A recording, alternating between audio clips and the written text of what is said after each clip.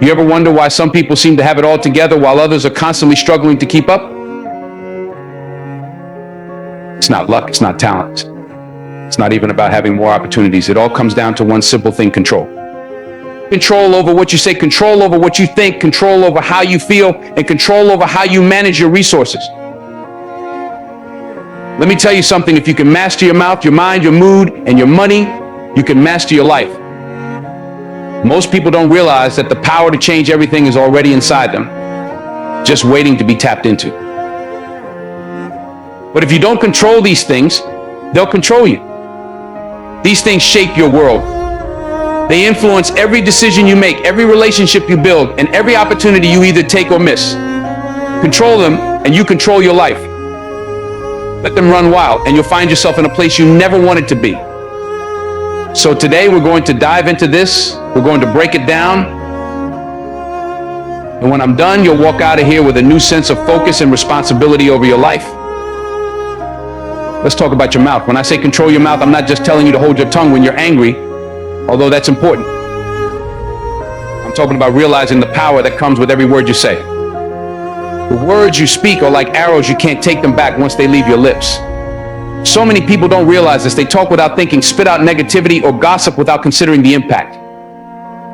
But the truth is, the words that come out of your mouth have the power to shape your life, your relationships, and your future. When you speak, you're not just describing the world around you, you're creating it. The words you use build the foundation of your reality. If you constantly speak about how hard life is, how unfair things are, or how impossible your dreams seem, you are literally creating an environment that reflects those very words. You're putting that energy out into the world, and the world responds. On the flip side, if you speak with faith, if you declare possibility, if you encourage others, you're creating an environment where success and positivity can flourish. Think about the people who inspire you. Do they speak doubt? Do they tear others down? Or do they use their words to uplift, to push forward, and to open doors for themselves and others? That's the kind of power you hold. The power to speak life into any situation. But that power can also do damage if you're reckless. You've got to be deliberate about the words you use. So the next time you're about to speak, stop for a second. Ask yourself, is this going to help the situation or make it worse? Is what I'm about to say based in truth, or is it based on emotion or frustration? Too often people let their emotions control their words, and they say things they regret. But once it's out there, it's out there. You can apologize, you can try to make things right, but the damage is done. That's why you've got to be intentional about what you say. And here's the thing, this isn't just about how you talk to others, it's about how you talk to yourself. Self-talk is real. The way you speak to yourself, the words you choose, when you think about your own life, your own capabilities, your own future, those words are shaping your reality. If you constantly tell yourself, I can't do this, or I'm not good enough, or it's too hard, guess what? You're going to start believing it. You'll limit yourself because you're feeding your mind the wrong message. You'll begin to act as if those limitations are real, when in fact they're just a reflection of the negativity you've been speaking. But when you flip the script and start speaking positive, affirming words to yourself, everything changes. When you wake up in the morning and tell yourself, I can handle whatever comes my way, I am more than capable, I deserve success. That's when you begin to build the confidence and mindset you need to move forward. You speak yourself into strength, you speak yourself into courage, and before long, those words become actions, and those actions turn into habits that shape your future. You see, controlling your mouth isn't about silence, it's about being intentional. It's about understanding that every word that leaves your lips is either contributing to your success or setting you back. It's about recognizing that your words have power over your relationships, your opportunities, and even your own self-perception. Look, life will throw challenges at you, that's a guarantee. But when you choose your words carefully, you can navigate those challenges with a sense of control and purpose. When you speak words of wisdom, positivity, and truth, you attract those things into your life. People will start to see you differently. They'll respect you more. They'll come to you for advice because they know you're someone who speaks with intention, someone who uses words as tools for building, not for tearing down. Think of your words as seeds. If you plant seeds of doubt, fear, and negativity, that's what you'll harvest. But if you plant seeds of faith, determination, and positivity, that's what will grow in your life. So be mindful of the seeds you're planting. because you're going to have to live in the garden you create. Too many people spend their time talking about what's wrong, what's missing, or what they don't have. They complain about their circumstances, their jobs, their relationships, and they wonder why things aren't changing. But they're not using the power they already have. They're not speaking life into their situations. They're not taking control of the one thing they can control, their words. If you want to see change in your life, it starts with what you say. Let me give you an example. Think about someone who always talks about how hard life is. Every time you see them, they're complaining about something. What kind of energy are they putting out into the world? What kind of opportunities are they attracting? Not the good kind, that's for sure. Now think about someone who always speaks with hope. Someone who talks about solutions instead of problems. You can feel the difference, can't you? That's the power of words. That's the power of controlling your mouth. If you want to be successful, if you want to be a leader, if you want to make a difference in this world, you've got to get your words in check. Stop speaking defeat into your life. Stop saying I can't and start saying I will. Stop talking about what's going wrong and start talking about what's possible. And don't just do this for yourself, do it for the people around you. When you control your mouth, you become a source of strength for others. Your words can lift someone up when they're feeling down. Your words can inspire someone to keep going when they're ready to give up. But if you're reckless with your words, if you're constantly criticizing, complaining, or speaking in anger, you're going to push people away. You're going to create an environment where negativity thrives. And that's not the kind of legacy you want to leave behind. So let's bring it back to this idea of control. You can't control everything in life. You can't control other people's actions. You can't control the circumstances you're born into. And you can't always control the challenges that come your way. But what you can control is your mouth. You can control what you say. You can choose to speak words that empower, uplift, and inspire. You can choose to be deliberate with your words, understanding the power they hold. This isn't just about success, it's about living a life of purpose. It's about recognizing the power you have to create your own reality, to shape the world around you, and to leave a positive impact on the people you meet. Words are a tool. If you use them wisely, they will build a life that reflects your true potential. If you use them carelessly, they will destroy opportunities before they even have a chance to bloom. So the next time you open your mouth, remember this: your words have power. Control them. Speak with intention. Speak life into your future, into your relationships, and into your own self-worth. And watch how the world changes around you. Let's get real about your mind. Your mind is the most powerful tool you have. It's where everything begins. Every action, every decision, every habit you build, it's all rooted in your thoughts. Your mind is where battles are won or lost long before they ever manifest in your life.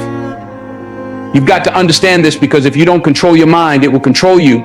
And when you let that happen, you end up living a life that's reactive instead of proactive, driven by fears and doubts instead of purpose and intention. Think about it. Everything you've ever done, good or bad, started with a thought. Whether it was deciding to go after a dream, hitting the gym to get in shape, or even making a mistake, it all started in your head. That's why the saying, as a man thinketh, so is he, is so powerful. It means that your life is shaped by the thoughts you allow to take root in your mind. What you focus on expands. So if your mind is filled with negativity, fear, or doubt, that's the direction your life will head in. But if you fill it with thoughts of growth, possibility, and determination, you'll start moving toward those things instead. Too many people let their minds run wild, letting fear and doubt take control. They worry about what might go wrong, about what people think, or about whether they're good enough. And once those thoughts take hold, they start to spiral. One negative thought turns into another. And pretty soon, they're stuck in a cycle of self-doubt and anxiety, paralyzed by the very thoughts they allowed to control them. But here's the thing, you don't have to live like that. You can change the narrative playing out in your mind. You can choose to control your thoughts. And when you do, you take control of your life. Let me break it down for you. Controlling your mind isn't about ignoring the hard stuff or pretending that fear doesn't exist. Fear is real. Doubt is real. But what you do with those feelings, that's what makes the difference. Are you going to let fear stop you? Or are you going to acknowledge it and keep moving forward anyway? That's the choice you get to make every single day. When you control your mind, you don't eliminate fear or doubt, you rise above it. You learn how to manage it, how to push through it, and how to keep going even when it feels like the odds are stacked against you. This is where discipline comes in. You've got to train your mind the same way an athlete trains their body. You don't just wake up one day with mental strength. It's built over time with intentionality and effort. You've got to be deliberate about what you allow into your mind. Too many people feed their minds with garbage, negative news, toxic social media, drama, and wonder why they feel so stressed and overwhelmed. But what you consume mentally is just as important as what you consume physically. If you're constantly feeding your mind with negativity, it's no wonder you're struggling to stay positive and focused. So what do? You guard your mind like it's the most valuable thing you own, because it is. You've got to be selective about what you expose yourself to.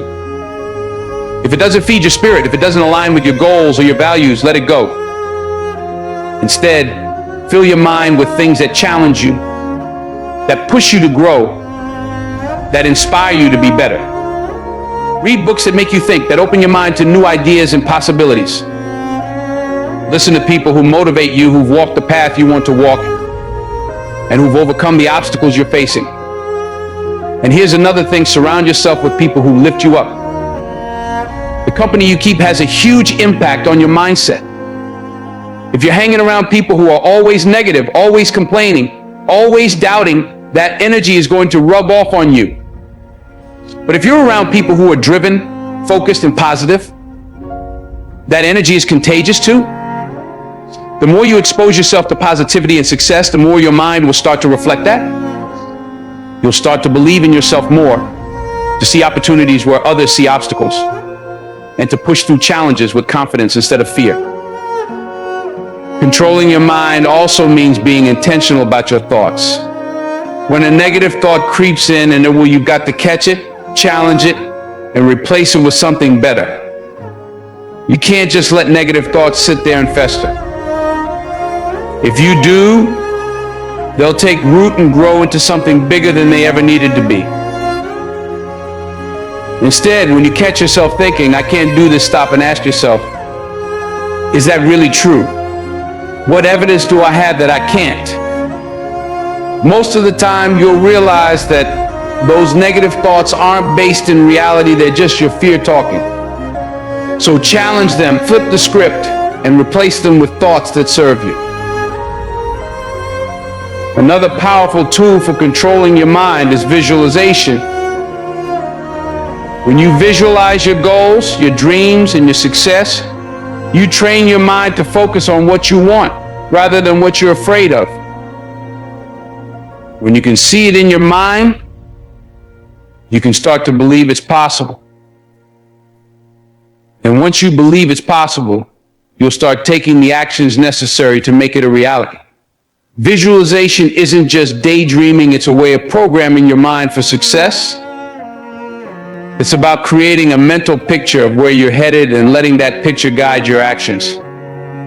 Every morning when you wake up, you have a choice.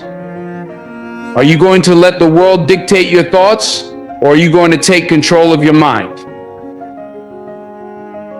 It's easy to get swept up in the chaos of life, to let stress, fear, or negativity take over. But you have the power to choose a different path. You have the power to focus on what you can control, to think positively, and to approach every situation with a mindset that says, "I can handle this, I've got this." When you start your day with that kind of intention, everything else falls into place. Meditation and prayer are also powerful ways to control your mind. When you take time each day to quiet your thoughts, to center yourself, and to connect with something bigger than yourself, you give your mind the space it needs to recharge and refocus. Meditation helps you become more aware of your thoughts so you can catch the negative ones before they spiral out of control. Prayer reminds you that you're not in this alone, that you're part of something greater, and that you have the strength to overcome whatever comes your way. The bottom line is this: controlling your mind is a daily practice. It's not something you do once and then forget about. It's a commitment to yourself, to your goals, and to your future. It's about taking responsibility for your thoughts and understanding that they have the power to shape your life. When you control your mind, you take back control of your destiny. You're no longer at the mercy of fear, doubt, or negativity. You're in the driver's seat, steering your life in the direction you want to go. So start today. Start by being mindful of your thoughts. Start by feeding your mind with the kind of information, people, and experiences that will push you towards success. Challenge the negative thoughts when they arise and replace them with thoughts that serve you.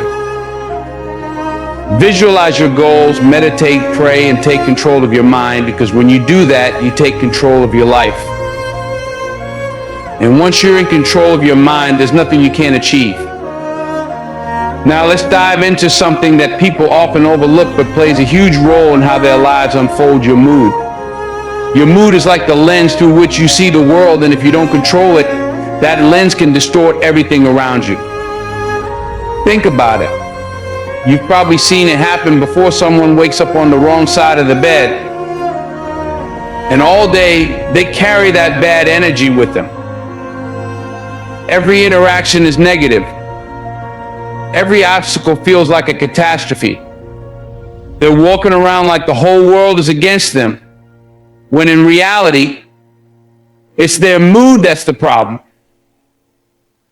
They've let a fleeting emotion take over and dictate how they experience their day. But here's what you need to realize: your mood doesn't just happen to you. You have more control over it than you think. Your mood is not some external force that you're powerless against. It's not something you have to surrender to.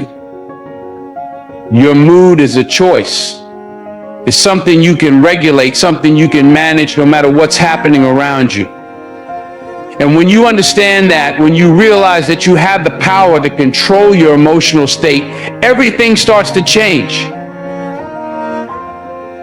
Now, let's be clear about something: emotions are real. I'm not saying you should ignore how you feel. If you're angry, you're angry. If you're sad, you're sad. Those are legitimate emotions, and they deserve to be acknowledged. But here's the thing: just because you feel something doesn't mean you have to let it control you. Feelings are like waves. They rise, they fall, they come, they go. But you don't have to be swept away by them. You can learn to ride the wave instead of drowning in it. One of the biggest mistakes people make is thinking that their feelings are facts. They wake up feeling stressed or anxious, and they start to believe that their entire day is doomed. But feelings are not facts. Just because you feel something in the moment doesn't mean it's the absolute truth. It doesn't mean your day is ruined or that your life is off track. It's just an emotion. It's temporary. And the moment you start to recognize that, the moment you understand that your mood is fluid and can be changed, you take back control. Here's where you start awareness. Most people go through their day on autopilot, completely unaware of how their mood is affecting them. They let their emotions dictate their actions without even realizing it. They're reacting instead of responding. But when you become aware of your mood, when you check in with yourself and say, wait a minute, how am I feeling right now? You give yourself the power to shift that energy. You become the one in the driver's seat rather than letting your emotions steer the car. Think about it. How many times have you let something small set the tone for your whole day? Maybe you got stuck in traffic, or someone said something that rubbed you the wrong way. Before you know it, you're carrying that frustration with you all day, snapping at people, getting irritated over things that don't really matter. You let that one small thing snowball into something much bigger than it needed to be. But when you control your mood, you can stop that snowball before it gets rolling. You can pause, take a breath, and decide how you want to respond. You can choose to let it go, to not let that moment define your entire day. And that's the key choice.